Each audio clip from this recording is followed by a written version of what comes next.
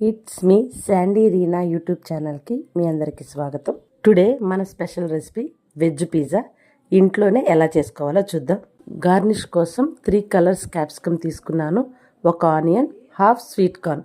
వీటన్నిటిని చిన్న చిన్న పీసెస్గా కట్ చేసుకొని పక్కన ఉంచుకోవాలి. నేనైతే పిజ్జా బేస్ ప్రిపేర్ చేయలేదండి, ప్రతి సూపర్ మార్కెట్లో దొరుకుతుంది పిజ్జా బేస్. 30 రూపీస్కి 2 పీసెస్ వస్తున్నాయి, సో నేను అది యూజ్ చేస్తున్నాను. దాని మీద మన ఫోర్క్తో చిన్న చిన్న హోల్స్ పెట్టుకోవాలి.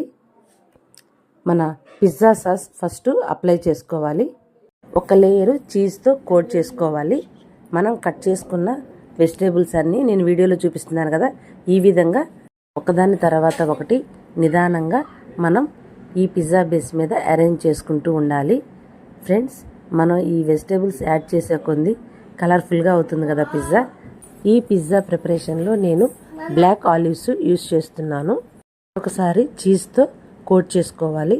పిజ్జాలో చీజ్ ఎంత ఎక్కువ యూస్ చేస్తే పిజ్జా అంత టేస్టీగా ఉంటుంది. ఇవి చెర్రీ టమాటాస్ అంటారు. ఇవి కూడా మనకి సూపర్ మార్కెట్లో దొరుకుతాయి. వీటిని నేను హాఫ్ కట్ చేసుకొని ఈ పిజ్జాకి నేను యాడ్ చేస్తున్నాను. ఒక ఖాళీ బౌల్లో స్టాండ్ పెట్టుకొని ఈ పిజ్జాని నేను గ్యాస్ మీద 20 మినిట్స్ కుక్ చేస్తున్నాను. మన టేస్టీ వెజ్ పిజ్జా రెడీ.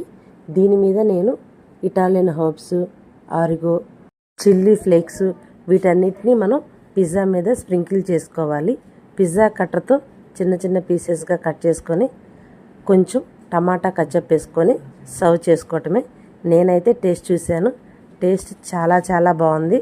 వీటన్నిటిని నేను సూపర్ మార్కెట్ నుంచే పర్చేజ్ చేశాను.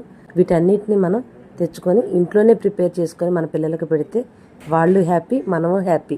ఫ్రెండ్స్, మీరందరూ ఈ వీడియో చూసి ట్రై చేస్తారని మనస్ఫూర్తిగా ఆశిస్తున్నాను.